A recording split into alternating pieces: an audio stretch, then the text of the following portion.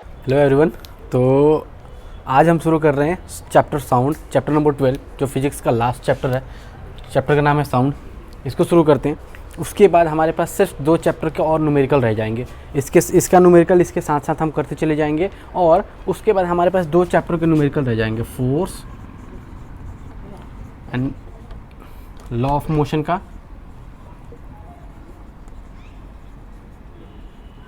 And work and energy. इस 2 chapter का सिर्फ न्यूमेरिकल रह जाएंगे, क्योंकि पिछले वीडियो में मैंने थ्योरी ख़त्म कर दी थी, सिर्फ न्यूमेरिकल रह रहा था।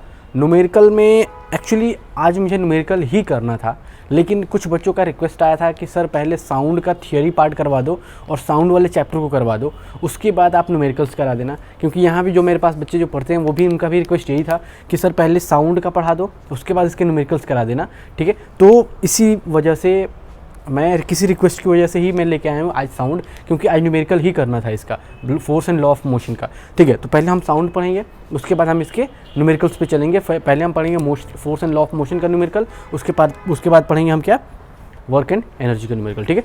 चलो तो शुरू करते हैं हम चैप्टर साउंड। तो चलो देखो, अब साउंड के बारे में हम पढ़ते हैं। तो साउंड के बारे में पढ़ेंगे तो चलो सबसे पहले एक सवाल पूछते हैं। कोई भी किसी से भी अगर रैंडम सवाल पूछा जाए, कोई भी तुमसे पूछे कि साउंड क्या होता है, तो क्या जवाब दोगे तुम लोग? साउंड क्या होता है अगर हम पूछें तो जवाब क्या दोगे? तो कोई भी यही कहेगा कि सर जो हमें सुनाई देता है, जो हमें ताशे की, ढोल की, नगाड़े की, या फिर गाड़ी के हॉर्न की, या फिर हमको जो भी कोई आवाज़ करता है, खिट खिट पिट पिट जो भी आता है सुनाई देता है, या फिर मोबाइल के रिंगटोन्स की, गाने की, जो हमको इस पर देखो हम इसको बजा रहे हैं, ये हमको सुनाई दे रहा है, इसके साउंड, इसी को कहते हैं हम क्या, साउंड। तो ऐसा अगर जिस दिन तुम लिख बोलो तो साउंड एक्चुअली यही होता है। तो लेकिन फिजिक्स में अगर आंसर अगर इसका लिखना होगा, तो अगर कोई क्वेश्चन पूछेगा what do you mean by sound, sound को डिफाइन करो, डिफाइन साउंड, तो हम कैसे डिफाइन करेंगे? हम तो ये तो कहेंगे नहीं कि सर जो हमें सुनाई देता है वो साउंड है। ऐसा लिख के आओगे? अगर ऐसा लिख कर आए तो एग्जामिनर क्या करेगा, काट देगा और बैठा देगा वहाँ एक अंडा और कहेगा कि अच्छा बेटा ये जो सुनाई देता है वो अंडा, जो क्या करोगे, जो सुनाई देता है वो साउंड, अच्छा ठीक है, जो मैं काट देता हूँ उसका होता है अंडा।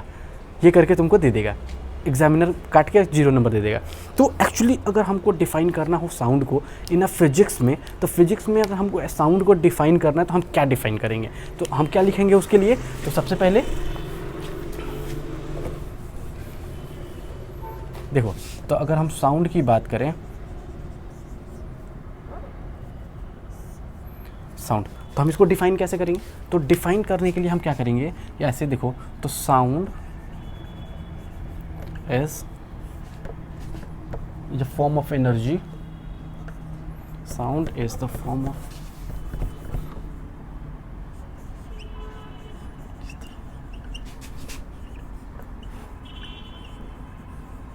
energy which is travel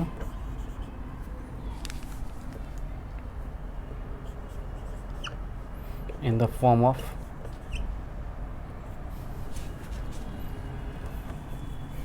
travel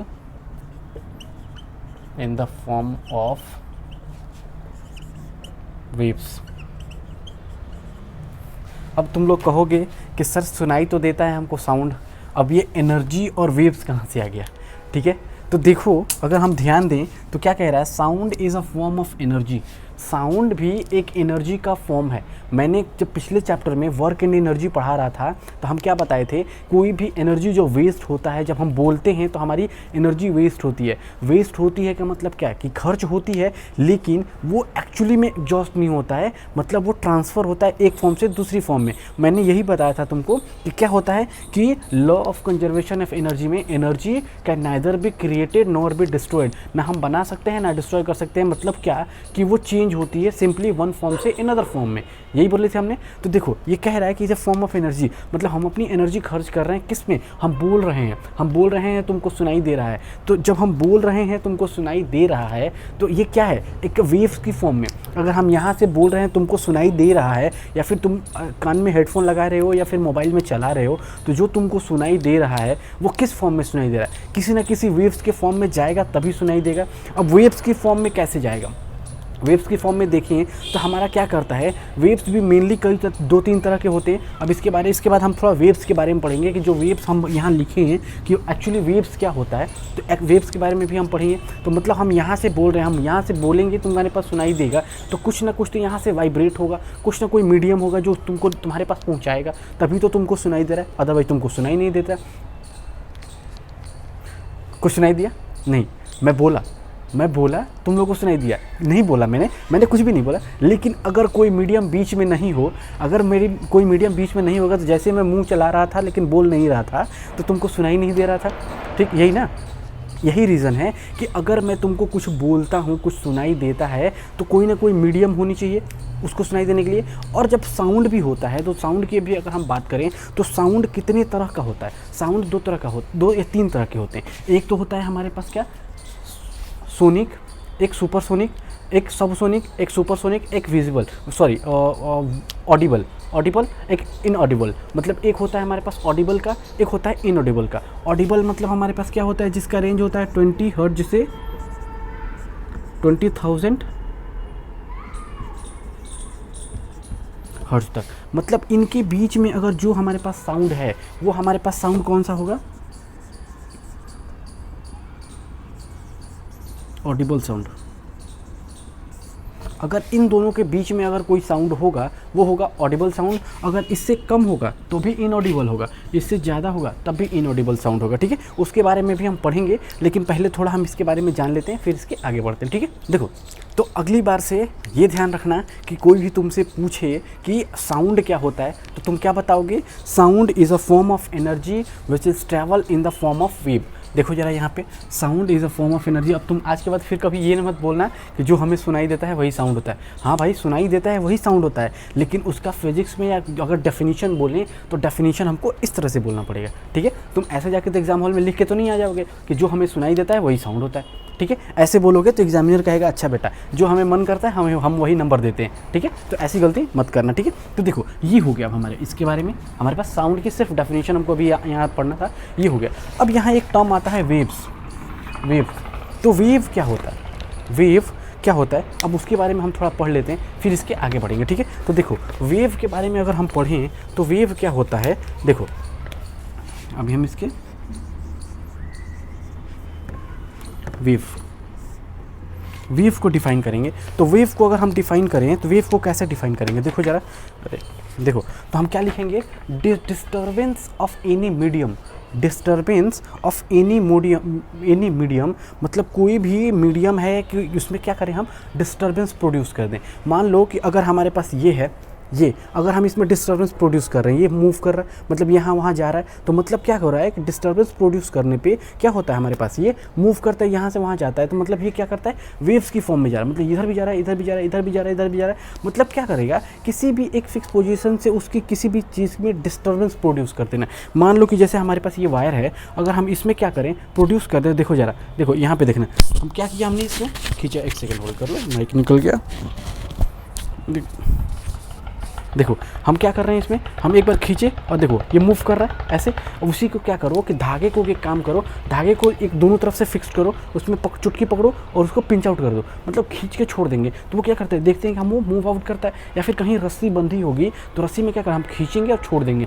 और बच्चे क्या करते हैं गाँव में अक्सर कि रबर जो होती है, रबर, गांव के अक्सर जो भी बच्चे होंगे वो क्या करते हैं, जब बारात में जाते हैं तो जो मिठाई के पैकेट पे जो होता है ना, नाश्ते वाली पैकेट पे होती है, उसमें एक रबर होता है, रबर उठाते हैं और ऐसे करके मारते हैं और उससे चोट लगती है। ठीक है, तो वो क्या करता है, वो वेव्स की फॉर्म में मूव करता है। मतलब अगर किसी को पिंच आउट करें और उसको छोड़ दें तो वो फ्लक्चुएट करता है, मूव करता है। या फिर कहीं भी अगर नदी वगैरह में जाओ तो नहाने के लिए जब जाओ तो क्या करो, जब पानी बिल्कुल शांत, बिल्कुल शांत है, तो एक बार इस पर एक बार हाथ ऐसा मार दो, उसके बाद देखो उस पर लहर उठने लगती है, ऐसे ऐसे वेव्स की फॉर्म में लहर उठने लगती है। ऐसा क्यों होता है, क्योंकि किसी भी मीडियम में कोई भी डिस्टर्बेंस हम प्रोड्यूस कर देते हैं, उसी को कहते हैं हम वेव्स। तो हम उसका डेफिनेशन कैसे लिखेंगे, चलो तो इसको लिखते हैं, डिस्टर्बेंस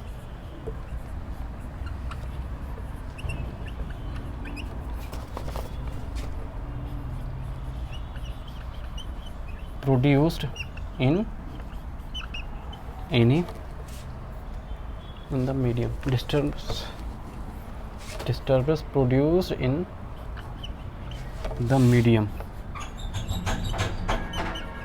देखो अब कह रहा है कि किसी भी मीडियम में अगर डिस्टर्बेंस प्रोड्यूस करते हैं तो वो क्या करता है, एक या देखो अगर स्प्रिंग वगैरह की बात करें तो पेन में जो स्प्रिंग होता है उसको हम इसे खींचते हैं और छोड़ देते हैं तो वो फ्लक्चुएट करता है ऐसे ऐसे करके, या फिर स्ट्रिंग में अगर धागे को बांध के दोनों तरफ उसको पकड़े खींच के छोड़ दें तो वो ऐसे ऐसे मूव करता है, या तो एक तो लैटरल मूव करेगा या तो एक लॉन्गिट्यूडनल मूव करेगा, ठीक है। तो इसके भी 2-3 टाइप्स होते हैं और वो कौन कौन सा साउंड होता है, कैसा कैसा वेव्स प्रोड्यूस करता है, कैसा कैसा वेव होता है, उसके बारे में हम पढ़ेंगे।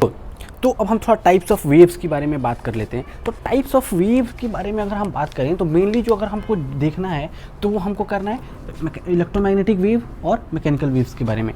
तो इलेक्ट्रोमैग्नेटिक वेव क्या होता है और मैकेनिकल वेव क्या होता है, तो देखो मेन जो हमको पढ़ना है, जो साउंड वेव हम जो साउंड पढ़ रहे हैं वो इसी के अंदर आता है, ठीक है। तो मेनली जो इसी के नीचे आएगा एक और पार्ट आएगा, उसी के बारे में हमको पढ़ना है। तो चलो देखो हम यहाँ से शुरू करते हैं। तो इसके लिए अगर हम बताएं तो क्या होता है कि they can not travel through the vacuum, मतलब ये कि मैकेनिकल वेव कभी भी वैक्यूम के थ्रू ट्रैवल करता ही नहीं है। जहाँ ट्रैवल होगा वहाँ वैक्यूम, जहाँ वैक्यूम होगा वहाँ ट्रैवल करेगा ही नहीं साउंड। मतलब जैसे ये अभी हमने क्या बोला, अगर मान लो कि बीच से वैक्यूम को हटा लें, मतलब एयर को हटा लें, मतलब एयर एक मीडियम है, एयर मीडियम को अगर हटा लें तो हमारा जो साउंड आपके पास है वो आपके पास पहुंचेगा ही नहीं, ठीक है। जैसे क्या है कि अगर कोई मीडियम होगा नहीं तो आपके पास साउंड पहुंचेगा नहीं। जैसे कि कभी कभी क्या देखते हो कि आपका वायर, जो हेडफोन का जो वायर होता है वो कभी कभी ख़राब हो जाता है, तो आपको हेडफोन से सुनाई देता है, नहीं देता है। क्यों? क्योंकि आपका जो मीडियम है, वायर एक मीडियम आपके पास ज़्यादा है, साउंड के पास जो बज रहा है स्पीकर, वो क्या है, वो वायर का कनेक्शन टूट गया। जब वो कनेक्शन टूट गया तो आपका वायर बजता नहीं है, जो आपका साउंड जो है स्पीकर जो कान के पास आता है वो बजता नहीं है, ठीक है। तो साउंड को भी एक मीडियम चाहिए, किसी ना किसी का कोई ना कोई एक मीडियम चाहिए, चाहे वो सॉलिड मीडियम हो, लिक्विड मीडियम हो या गैस मीडियम हो, वो एक ना कोई एक मीडियम चाहिए ही चाहिए। तो हम इसके लिए हम क्या लिखेंगे कि दे कैन नॉट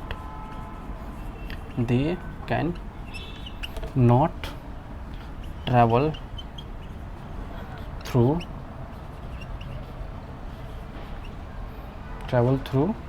vacuum, ठीक है।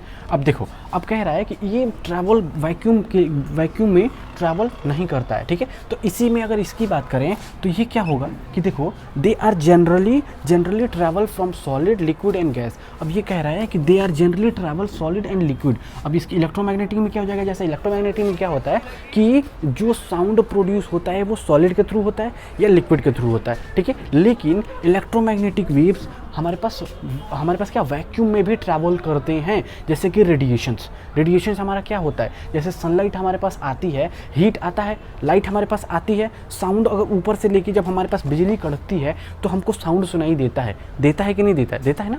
क्यों? तो बीच में हमारे पास क्या है कि हम क्या पढ़ते हैं कि जो अर्थ का जो लेयर है वो कुछ लेयर तक जाके एटमॉस्फेयर का जो लेयर है, एटमॉस्फेयर का लेयर वो कुछ समय तक जाके एयर का दबाव जो होता है, एयर कम हो जाता है, एयर ख़त्म हो जाता है। मतलब इसके ऊपर तो यहाँ वैक्यूम होगा, सन तो हमारे पास इधर होगा, लेकिन वैक्यूम में भी तो यहाँ ट्रैवल कर रहा है ना कभी कभी, तो हमारा क्या होता है कि यहाँ से तो आता ही है, ठीक है। तो देखो ये हो गया हमारे पास।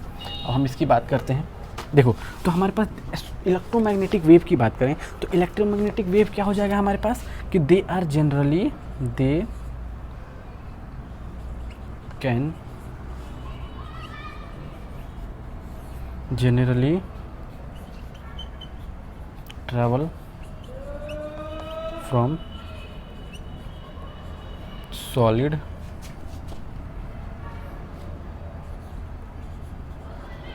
liquid and gas, ठीक है। अब देखो ये वैक्यूम में ट्रैवल नहीं करता है, इसको कोई ना कोई एक मीडियम चाहिए ट्रैवल करने के लिए। अब इसकी बात करें तो ये क्या होता है कि they are generally travel solid, liquid and gas.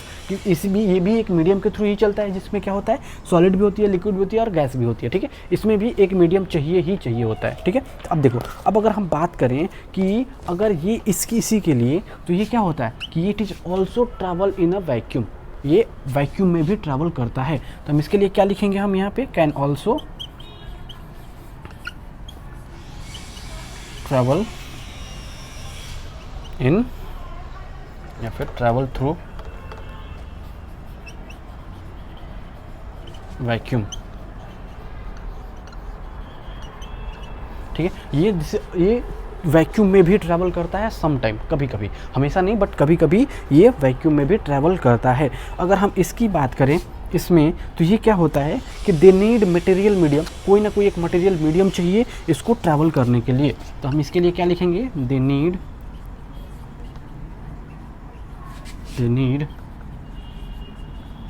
Material medium to their propagation.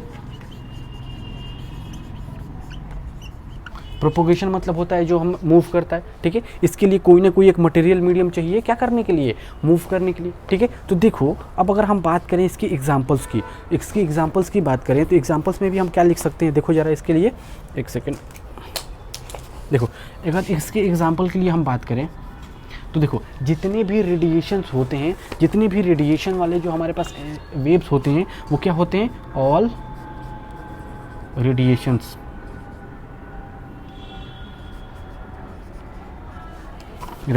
ठीक है।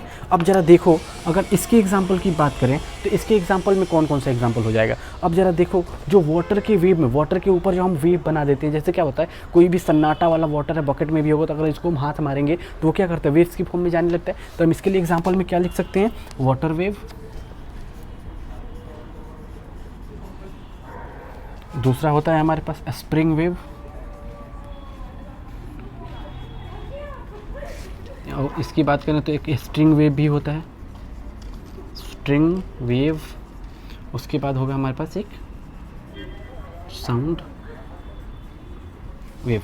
देखो साउंड वेव।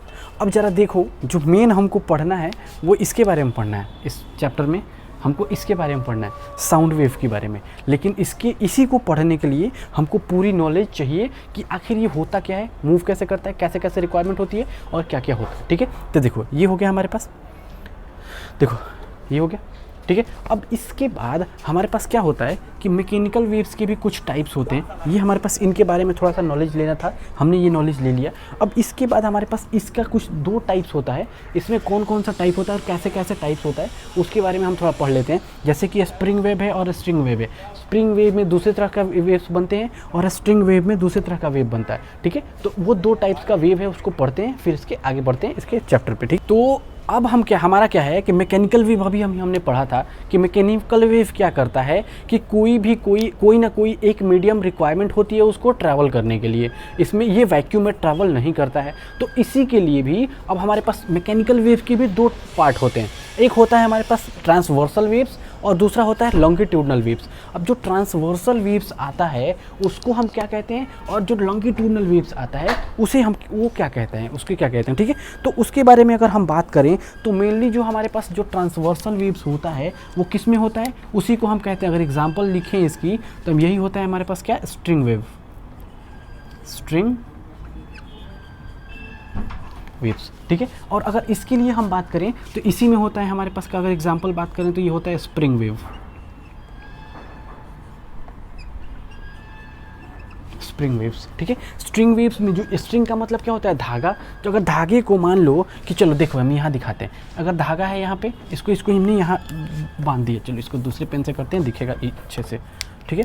अगर इसकी बात करें तो देखो यहाँ पे है एक और एक यहाँ पे। अब दोनों तरफ क्या है हमारे पास, एक हमने क्या किया, धागे को हमने बांध दिया, ठीक है। अब जब ये धागा बंधा हुआ है तो इसके बाद हम क्या करेंगे, इसको एक बार देखो, कभी भी इससे प्रैक्टिस कर सकते हो तुम लोग। कैसे कि धागे को ऐसे पकड़ो, नीचे खींचो और नीचे खींच के छोड़ दो। जैसे हम पकड़ के नीचे खींचेंगे तो क्या होता है हमारे पास, मूव करने लगता है कुछ इस फॉर्म में मूव करने लगता है। जब हम इसको पकड़ के खींचेंगे तो ज़रा देखो ऐसे ऐसे मूव करता है, मतलब ऐसे ऐसे हमारे पास ट्रांसवर्सल मूव करने लगते हैं, ऐसे मूव करने लगता है। जब ऐसे मूव करने लगता है, जैसे मान लो कि अगर हम इसी की बात करें, चलो इसको ज़्यादा तेज़ खींचेंगे नहीं तो माइक टूट जाएगा फिर मेरा, ठीक है, फिर दिक्कत हो जाएगा आप लोगों के लिए। तो देखो हमने क्या किया, यहाँ पे खींचा और देखो जरा यहाँ पे हमने क्या किया, इसको खींचा, नीचे खींचा और इसको छोड़ दिया, मूव कर रहा है, देखो ऐसे मूव कर रहा है, ऐसे ऐसे मूव कर रहा है, ठीक है। तो यही होता है कि अगर ऐसे मूव करने लगे तो देखो ये, अब अगर ये ऐसे मूव कर रहा है तो स्ट्रिंग में क्या होता है, यही होता है हमारे पास क्या, ट्रांसवर्सल वेव्स, ट्रांसवर्सल वेव्स, ठीक है,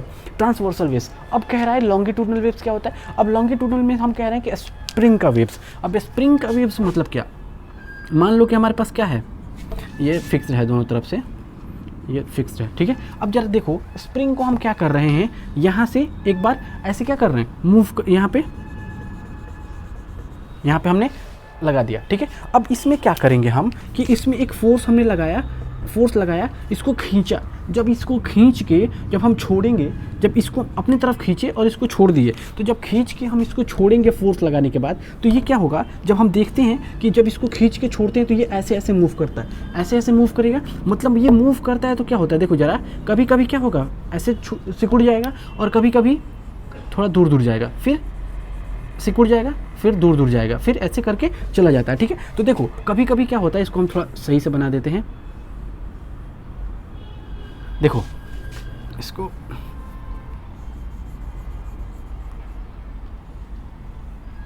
देखो जरा, आप यहाँ पे इसको ऐसे कर दो, ऐसे आ रहा है, दिख रहा है तुमको कि ऐसे क्या होता है कभी कभी कि हम स्प्रिंग को क्या करते हैं, जब ऐसे खींचेंगे तो क्या होता है, पूरा दूर तक जाएगा, कभी आके सिकुड़ जाएगा, कभी दूर जाएगा, कभी सिकुड़ जाएगा, कभी दूर जाएगा, ऐसे, ठीक है। तो ऐसे ही होता है, जब ये दूर जाता है फिर सिकुड़ जाता है, तो ऐसे क्या होता है, जब इस डायरेक्शन में मूविंग होती है उसी को कहते हैं हम क्या, लॉन्गिट्यूडनल वेव्स। अब इसके डेफिनेशन से हमको ज़्यादा समझ में आएगा। अब वो समझ में कैसे आएगा, ज़रा देखो कि अगर देखो यहाँ पे हमारा क्या है कि जो वेव्स का डायरेक्शन है, चलो एक बार हम दिखा देते हैं ऐसे, देखो कि मान लो कि हमारे पास क्या है, ऐसे हमने क्या किया कि एक इधर फिक्स कर दिया, एक इधर हमने फिक्स कर दिया, फिक्स करके इसको पकड़ के इसको इधर यहाँ से खींचा, जब हम यहाँ से खींचेंगे तो वेव्स कैसे जाएगा, ऐसे ऐसे जाएगा इधर की तरफ, मतलब वेव्स ऐसे जाएंगे। तो वेव्स का जो डायरेक्शन है वो हमारे पास कैसे जाता है, ज़रा देखो, अगर इसकी बात करें तो वेव्स हमारे पास इधर की तरफ ट्रैवल कर रहा है। इस देखो मान लो कि हम स्प्रिंग को ऐसे पकड़ा और हमने छोड़ दिया, जब ऐसे छोड़ेंगे तो वेव्स ऐसे ऐसे फॉर्म करेगा या फिर ऐसे ऐसे फॉर्म करेगा, मतलब क्या कि किसी ना किसी इसी के पैरेलल अगर हमारे पास जो डायरेक्शन है वो इधर की तरफ जाता है तो वेव्स हमारा इधर भी जाता है। लेकिन जो हमारे पास उस पर जो हमने क्या किया कि जो इसका मूवमेंट होगा वो किधर की तरफ हो रहा है। जब इसका मूवमेंट देख रहे हैं तो ज़रा देखो ये क्या हो रहा है कि जब नीचे खींच रहे हैं तो एक बार ऊपर हो रहा है, एक बार नीचे, ऐसे ऐसे हो रहा है। मतलब क्या कि इसमें जो लगाया है हमने, ये मूवमेंट जो हो रही है वो ऐसे हो रही है, ठीक है। तो जब इसका मूवमेंट होगा, जो मोशन होगा, वो मोशन कैसे कैसे हो रहा है, अप डाउन, मतलब इन दोनों के बीच में कितने डिग्री का एंगल बन रहा है, 90 डिग्री का।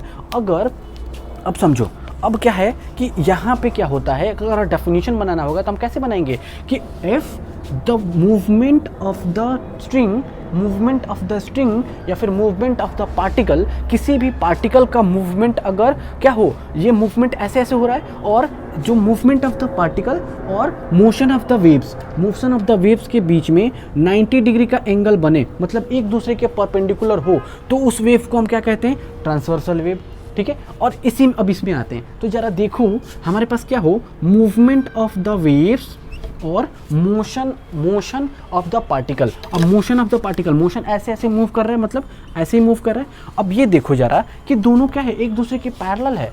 अगर motion of the waves and motion of the particle दोनों एक दूसरे के पैरेलल हों, वैसे उस केस को हम क्या कहते हैं, लॉन्गिट्यूडनल वेव्स कहते हैं, ठीक है। तो चलो इसका डेफिनेशन मैं लिख देता हूँ, फिर इसके आगे बढ़ते हैं, ठीक है। चलो देखो, तो वीडियो को थोड़ा पॉज करके मैंने ये डेफिनेशन लिख लिया क्योंकि टाइम कंज्यूमिंग है ये थोड़ा। तो देखो अब कह रहा है कि the type of waves in which the direction of motion of particle, मान लो कि ये पार्टिकल जो है वो स्ट्रिंग जो है वो कैसे मूव कर रही है, अप डाउन मूव कर रहा है, ठीक है। तो कह रहा है कि the type of waves in which the direction of motion of particle is exactly perpendicular, मतलब 90 डिग्री पे हो, exactly perpendicular to the direction of motion of the waves, waves ऐसे ऐसे मूव कर रही है, और जो हमारे पास मूवमेंट ऑफ द पार्टिकल है वो क्या कर रहा है, ऐसे अप डाउन मूव कर रहा है। तो इन दोनों के बीच में कितना डिग्री का एंगल बन रहा है, 90 डिग्री का एंगल बन रहा है। तो इस टाइप के वेव्स को हम कहते हैं, is called the transversal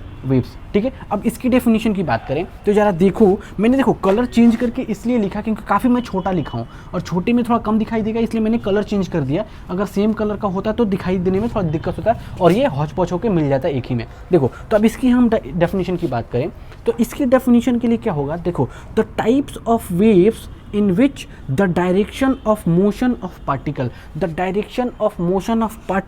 is exactly parallel to the direction of the motion of the waves। मतलब देखो वेव्स का मोशन ऐसे ऐसे हो रहा है, और जो पार्टिकल है, स्प्रिंग है, वो भी तो ऐसे ही मूव कर रहा है ना। तो जब ऐसे ही मूव कर रहा है तो इसी हम मूवमेंट को क्या कहेंगे, जब ये दोनों एक दूसरे के पैरेलल होगा। देखो जो पैरेलल तो है नहीं, दिख नहीं रहा ना यहाँ पे, तो चलो इसके हम पैरेलल बना देते हैं। देखो जरा यहाँ मोशन ऐसे हो रहा है पार्टिकल का मोशन, और हमारे पास क्या हो रहा है, पार्टिकल का मोशन ऐसे था और वेव्स का मोशन ऐसे था, इस वेव्स का मोशन ऐसे ही इसमें, ठीक है। तो जब एक दूसरे के पैरेलल होगा तो लॉन्गिट्यूडनल, एक दूसरे के परपेंडिकुलर होगा तो ट्रांसवर्सल, ठीक है। तो ये दोनों हो गए। अब देखो इसमें एक और आता है जो टर्म आता है छोटा मोटा, जैसे क्रेस्ट किसे कहते हैं, रेयरफेक्शन किसे कहते हैं, ट्रफ किसे कहते हैं, और हमारे पास क्या होता है, एक और होता है हमारे पास कंप्रेशन किसे कहते हैं। उस सब के बारे में थोड़ा सा हमको जानना है, उसके बाद में थोड़ा सा हम जान लेते हैं, तब तक इसको हमको मिटाना पड़ेगा, ठीक है। तो देखो हम इसको मिटा रहे हैं इसलिए क्योंकि हमको थोड़ा सा इसका डेफिनेशन और बताना, आगे थोड़ा सा इसके बारे में बताना है। अब ज़रा देखो ध्यान से, तो हम क्या होता है, हमारे पास वेव्स क्या हैं, कुछ वेव्स इस फॉर्म में मूव कर रही हैं। इसको मिटा दे रहा हूँ, इसको अगर चाहो तो तुम लोग यहीं बना लेना, अदरवाइज मिटा के बना लेना, ठीक है। अब देखो इसमें ये इसी का पार्ट है, इसके जस्ट नीचे लिख लेना तुम लोग, इसके इसी का पार्ट है, इसका अलग नहीं है, इसी का पार्ट है, ठीक है। तो देखो जब हम इसकी बात करें तो हमारे पास क्या होता है कि एक स्ट्रिंग इधर फिक्स था, ये ऐसे मूव कर रहा था ऐसे, ठीक है, और ये इधर फिक्स था, और इसमें क्या था, एक इधर फिक्स था हमारे पास, ऐसे क्या था हमारे पास, एक काफ़ी ज़्यादा जल्दी था और एक थोड़ा दूर था, फिर एक नज़दीक था, फिर एक दूर था, ऐसे ही था हमारे पास, ठीक है। अब ऐसे देखो ज़रा ध्यान से, तो हम क्या जानते हैं इसको कि जो ऊपर की तरफ जा रहा है, अगर एक प्रिंसिपल एक्सिस की बात करें तो ज़रा देखो ये क्या है,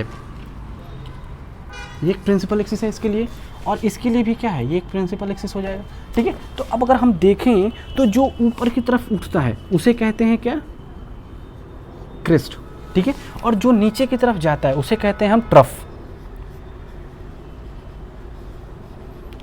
देखो अब यहाँ से यहाँ तक एक क्या होता है, जैसे नीचे वाला जो पार्ट है यहाँ वाला, उसे कहते हैं ट्रफ। मतलब देखो जितना नीचे नीचे ऐसे आएगा वो सबको हम कहते हैं ट्रफ, और जितना ऊपर ऊपर आएगा उसको कहते हैं हम क्या, क्रेस्ट, ठीक है। तो इसी को हमको जानना था थोड़ा सा।